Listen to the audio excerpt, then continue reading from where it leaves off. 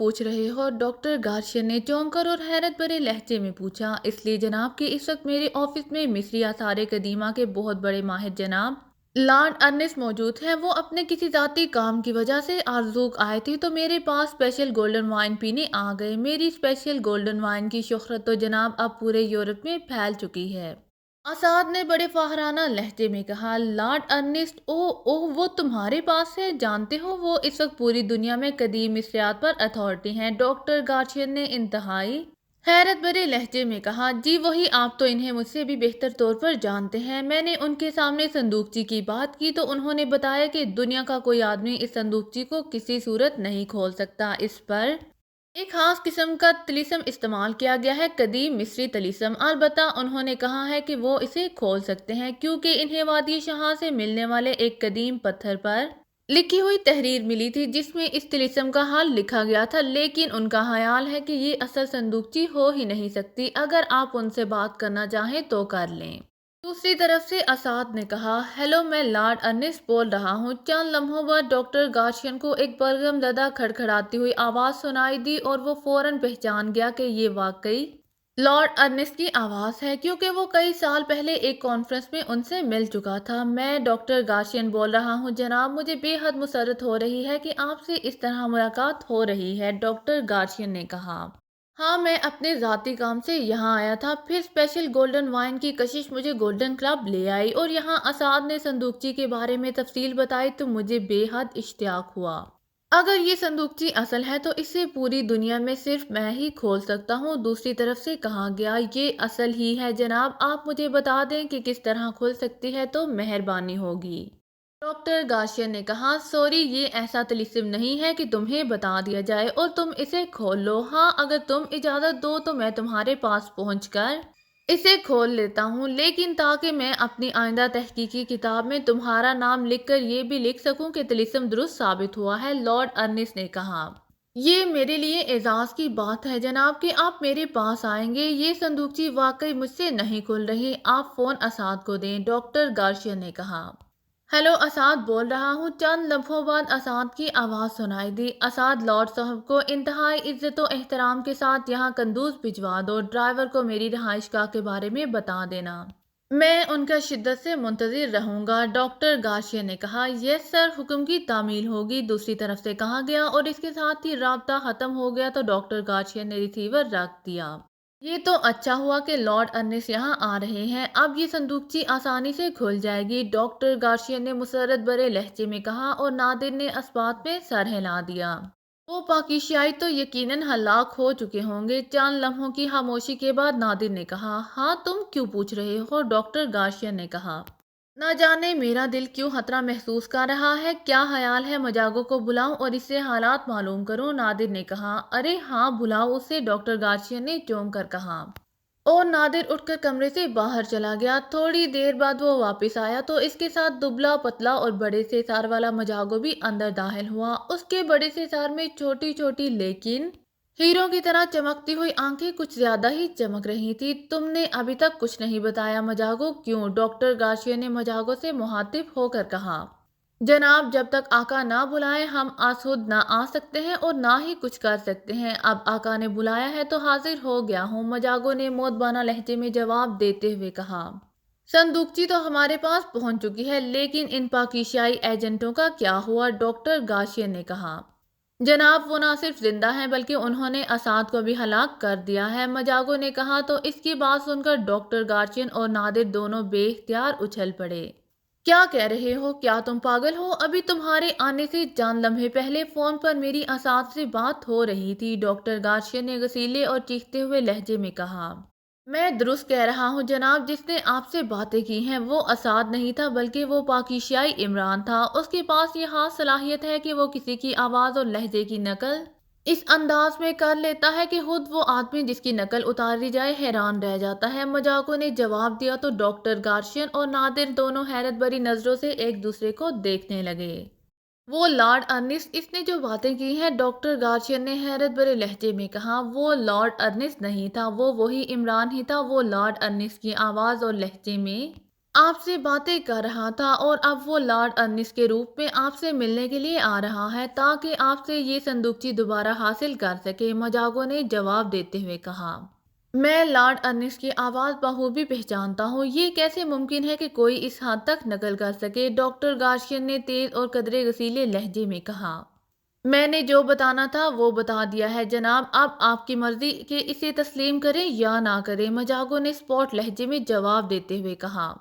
مجاگو، کیا تم اس صندوقچی کو کھولنے کی کوئی ترکیب جانتے ہو؟ نادر نے اچانک کہا۔ نہیں آقا، میں تو اس کے قریب بھی نہیں جا سکتا اور نہ ہی مجھے معلوم ہے کہ یہ کیسے کھل سکتی ہے، مجاگو نے جواب دیا۔ کیا اس دنیا میں کوئی ایسا شخص موجود ہے جو اسے کھول سکے؟ نادر نے دوبارہ پوچھا۔ قاہرہ میں ایک امام مسجد رہتا ہے، اس کو بابا جان کہا جاتا ہے۔ اصل نام ایسا ہے جو میں اپنے منہ سے نہیں نکال سکتا۔ وہ روشنی کی ایک بہت بڑی شخصیت ہے، بذات خود سادہ اور سیدھا سادہ سا آدمی ہے۔ اگر وہ تیار ہو جائے تو وہ آسانی سے اسے کھول سکتا ہے، مجاگو نے کہا۔ اسے کیسے تیار کیا جائے؟ نادر نے پوچھا۔ اسے یقین دلا دیں کہ اس سے کھلنے سے نیکی بڑھے گی، دنیا میں امن و سکون میں اضافہ ہوگا تو وہ اسے کھول دے گا، مجاگو نے جواب دیا۔ اسے یہاں کیسے لایا جا سکتا ہے؟ ڈاکٹر گارشین نے پوچھا۔ وہ یہاں نہیں آئے گا، اس کے لیے آپ کو قاہرہ جانا ہوگا، اور ویسے بھی وہ عمران یہاں آ رہا ہے۔ آپ اس صندوقچی سمیت یہاں سے فوری روانہ ہو جائیں اور کسی کو نہ بتائیں کہ آپ کہاں جا رہے ہیں، اس طرح عمران ناکام رہے گا اور آپ بابا جان کو راضی کر کے اس سے صندوقچی کھلوا سکتے ہیں، لیکن یہ کام آقا نادر نہیں کر سکتے کیونکہ آقا نادر کا تعلق شیطان سے ہے اور بابا جان انہیں ایک لمحے میں پہچان جائیں گے۔ البتہ ڈاکٹر گارشین یہ کام کر سکتے ہیں، مجاگو نے جواب دیا۔ میں ساتھ تو جا سکتا ہوں، نادر نے کہا۔ ہاں، آپ قاہرہ تک ساتھ جا سکتے ہیں، لیکن بابا جان سے اکیلے ڈاکٹر گارشین ہی ملے، مجاگو نے کہا۔ ٹھیک ہے، تم جاؤ، ہم یہاں سے فوری روانگی کا انتظام کرتے ہیں۔ فاصلہ کافی زیادہ ہے، اس لیے ہمیں قاہرہ پہنچتے پہنچتے بھی 2 روز تو لگ جائیں گے، ڈاکٹر گارشین نے کہا تو مجاگو سر ہلاتا ہوا مڑا اور دروازے کی طرف بڑھ گیا۔ عمران اپنے ساتھیوں سمیت جیپ میں سوار قندوز کی طرف بڑھا چلا جا رہا تھا۔ اس نے گولڈن کلب کے اسد کو اس کے آفس میں گھیر لیا تھا اور پھر اسد کو بتانا پڑا کہ اس نے یہ ساری کارروائی قندوز کے ڈاکٹر گارشین کے کہنے پر کی ہے، اور اس نے ہی عمران کو ڈاکٹر گارشین کے بارے میں تمام تفصیل بتائی تھی، چونکہ عمران کو خطرہ تھا کہ کہیں ڈاکٹر گارشین ان کے پہنچنے تک صندوقچی کو کھول نہ لے، اس لیے اس نے اسد کے آفس سے ہی فون پر ڈاکٹر گارشین سے بات کی تو اس سے معلوم ہوا کہ ابھی صندوقچی کو کھولا نہیں جا سکا، تو اس نے لارڈ ارنس بن کر اسے آفر دی اور ڈاکٹر گارشین لارڈ ارنس کا سن کر فوراً تیار ہو گیا۔ عمران چونکہ لارڈ ارنس کو بہت اچھی طرح جانتا تھا اور کئی بار اس سے مل چکا تھا، اس لیے اس نے خود لارڈ ارنس بننے کا فیصلہ کر لیا، اور پھر میک اپ کر کے وہ سب جیپ کے ذریعے آرزوق سے قندوز کے لیے روانہ ہو گئے۔ اسد کو انہوں نے اس کے آفس میں ہی ہلاک کر دیا تھا۔ گو عمران نے کوشش کی تھی کہ آرزوق سے قندوز کے لیے کوئی ہیلی کاپٹر ہائر کیا جا سکے، لیکن چونکہ آرزوق میں ایسی کوئی سروس موجود نہ تھی، اس لیے مجبوراً انہیں جیپ پر ہی سفر کرنا پڑا تھا۔ یہ وہی جیپ تھی جسے وہ ایک کھنڈرنما احاطے میں چھپا کر چھوڑ گئے تھے۔ ان کی جیپ تو قندوز پہلے ہی پہنچ چکی تھی۔ اب جبکہ اسد ہلاک ہو چکا تھا تو انہوں نے اس جیپ پر ہی قندوز پہنچنے کا فیصلہ کر لیا۔ جیپ کی ڈرائیونگ سیٹ پر صفدر تھا، جبکہ سائیڈ سیٹ پر جولیا اور رقبی سیٹوں پر عمران، تنویر اور کیپٹن شکیل موجود تھے۔ عمران چونکہ بوڑھے لارڈ ارنس کے میک اپ میں تھا اور مصر میں چونکہ بوڑھے آدمیوں پر ڈرائیونگ کرنے پر پابندی تھی، اس لیے عمران عقبی سیٹ پر بیٹھا ہوا تھا۔ اس نے آنکھیں بند کر رکھی تھی اور سر سیٹ کی پشت سے لگایا ہوا تھا۔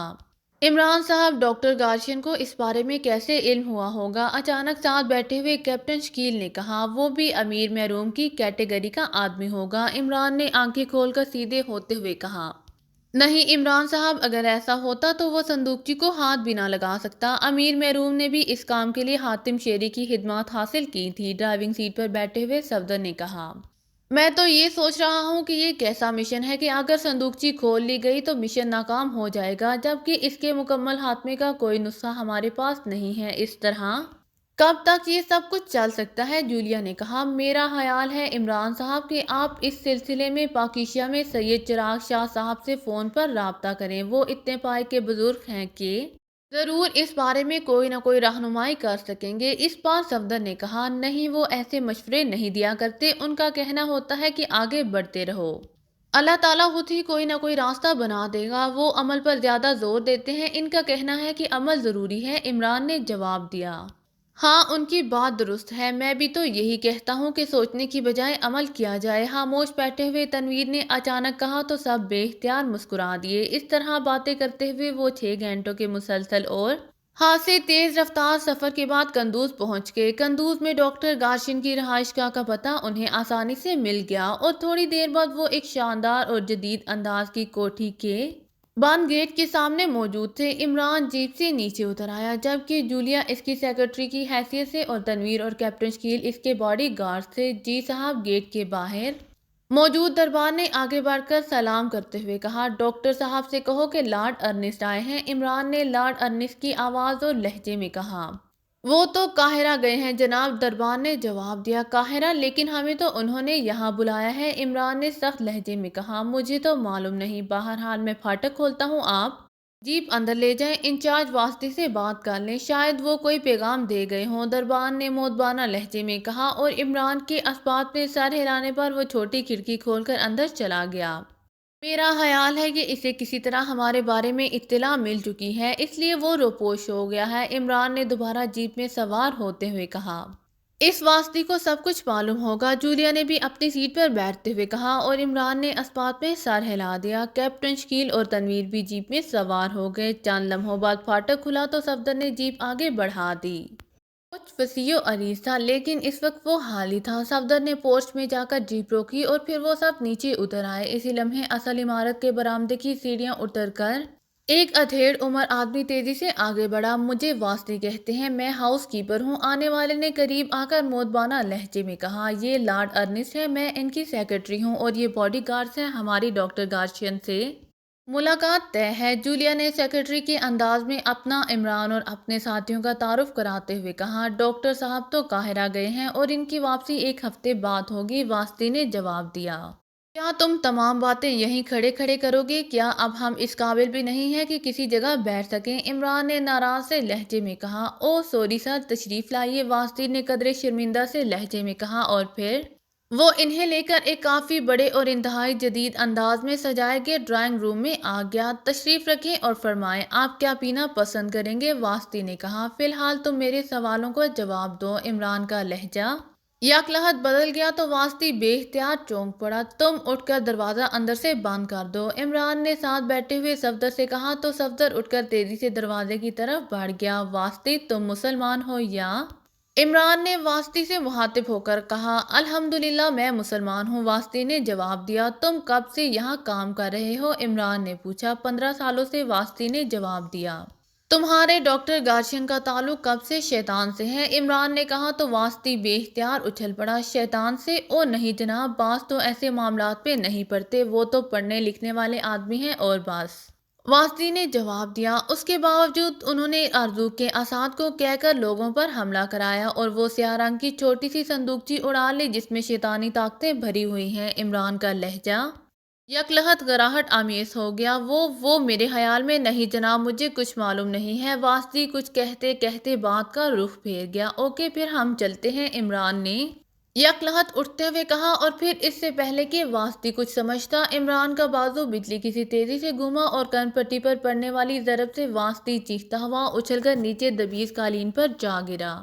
نیچے گر کر اس نے تیزی سے اٹھنے کی کوشش کی، لیکن عمران نے اس کی گردن پر پیر رکھ کر اوپر کو موڑا تو واسطی کا اٹھنے کے لیے سمٹتا ہوا جسم ایک جھٹکے سے سیدھا ہو گیا۔ اس کے منہ سے ہرہراہٹ کی آوازیں نکلنے لگیں تو عمران نے پیر واپس کر دیا۔ سب کچھ بتا دو واسطی، کہاں ہے ڈاکٹر گارشین اور وہ صندوقچی؟ عمران نے گراتے ہوئے کہا۔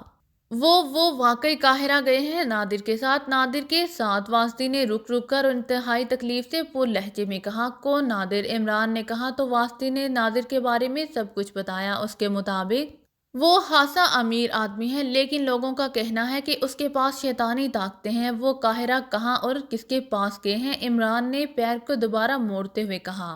ہٹاؤ پیر، مجھے میرے خدا کی قسم، میں سب کچھ سچ سچ بتا دوں گا، واسطی نے کہا تو عمران نے نہ صرف پیر ہٹا لیا بلکہ جھک کر اس نے واسطی کو بازو سے پکڑ کر سامنے موجود صوفے پر اس طرح اچھال دیا جیسے واسطی گوشت پوست کی بجائے کاغذ کا بنا ہوا ہو۔ واسطی بے اختیار دونوں ہاتھوں سے اپنی گردن مسل رہا تھا، لیکن اس کی آنکھوں میں عمران کے لیے بے پناہ حیرت تھی۔ آپ اس قدر بوڑھے ہو کر بھی اس قدر طاقتور ہیں، واسطی نے گلے سے ہاتھ ہٹاتے ہوئے کہا۔